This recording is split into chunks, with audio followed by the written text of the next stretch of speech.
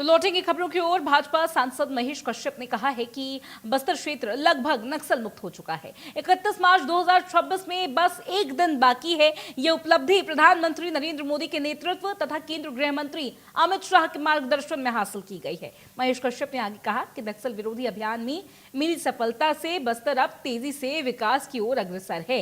उन्होंने स्थानीय जनता और सुरक्षा बलों की मेहनत की सराहना करते हुए कहा कि क्षेत्र में शांति सुरक्षा सुनिश्चित होने से विकास परियोजनाओं में तेजी आएगी। हमारे यशस्वी प्रधानमंत्री मोदी जी और हमारे देश के गृह मंत्री अमित शाह जी को मैं धन्यवाद ज्ञापित करता हूं, आभार व्यक्त करता हूं।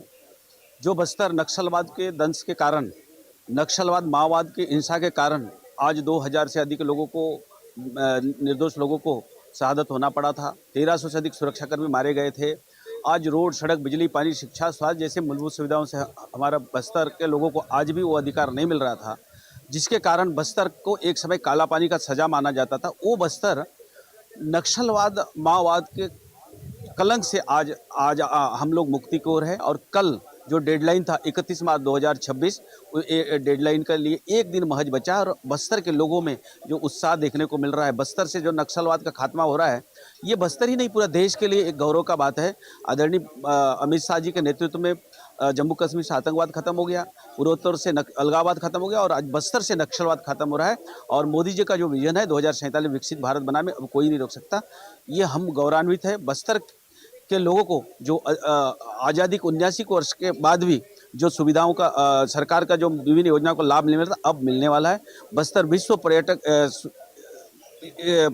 क्षेत्र, विश्व पटल पे अलग पहचान एक बस्तर का देखने को मिलेगा, क्योंकि वहाँ प्राकृतिक संपदाओं, प्राकृतिक सौंदर्य से भरा पूरा बस्तर, विशाल बस्तर हमारे को आज एक प्रकार से कलंक से, नक्सलवाद की कलंक से मुक्ति मिल रहा है।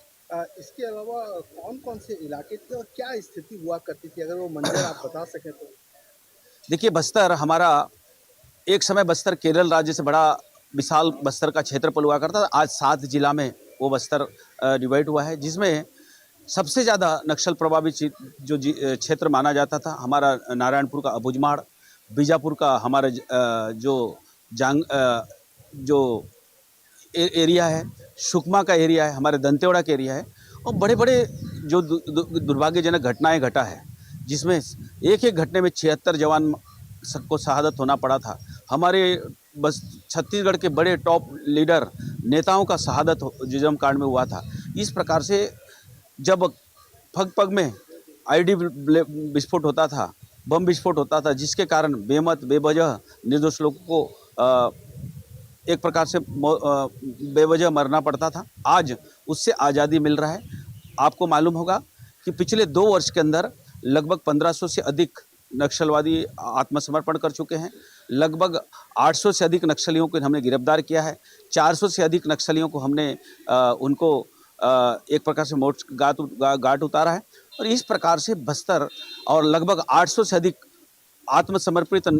समर्पित नक्सलियों से हथियार बरामद हुआ है। इसका मतलब बस्तर अब शांति की ओर है, बस्तर नक्सलवाद से मुक्ति की ओर, बस्तर ही नहीं पूरा देश से नक्सलवाद की समाप्ति की ओर है। अब सरकार की क्या प्लानिंग है, किस तरह से उन एरियाओं को या जो लोग सरेंडर कर चुके हैं उनका विकास होगा, पुनर्विकास होगा? देखिए, जो लोग हमारी संविधान को तामा है, भारतीय संविधान को स्वीकारा है, उन लोगों के लिए पुनर्वास की व्यवस्था हमारी सरकार के द्वारा की जा रही है। उनको रहने के लिए घर, उनके जीवन यापन के लिए अलग अलग व्यवस्था किया जा रहा है। और उस क्षेत्र के विकास के लिए भी रोड, सड़क, बिजली, पानी, शिक्षा, स्वास्थ्य, मोबाइल कनेक्टिविटी से लेकर सभी प्रकार का विकास के लिए हमारे सरकार संकल्पित है। और इसी 2026 का बजट भी आपने देखा होगा।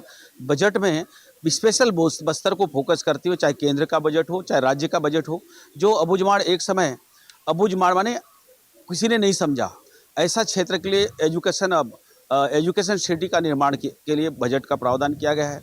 हमारा जगरगुंडा क्षेत्र एक समय घोर नक्सल प्रभावित क्षेत्र माना जाता था। वहाँ एजुकेशन और क्या बोलते हैं, एजुकेशन सिटी के लिए प्रावधान किया गया। इस प्रकार से बस्तर आज बदल रहा है।